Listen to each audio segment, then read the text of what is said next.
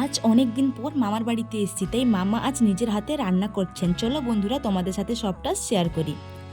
Hello everyone, কেমন আছেন সবাই? আশা করছি সবাই ভালো আছেন, আমিও খুব ভালো আছি। এই দেখো, এদিকে আমার মামা রান্না করছেন।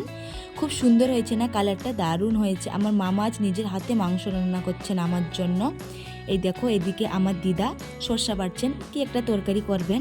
কিন্তু একটা ভালো জিনিস দেখো বন্ধুরা, আমাদের মামার বাড়িতে এদিকে অনেক বৃষ্টি হয়েছে, তাই বাড়ির উঠোনে কাঁকড়া উঠে আসছে। আগের দিন নাকি অনেক কাঁকড়া ধরেছিলেন, আজকে আমি দুটো দেখতে পেয়েছি। এই দেখো, হাত দিয়ে তো ধরতে পারবো না, তাই ওই লাঠি দিয়ে ধরছি।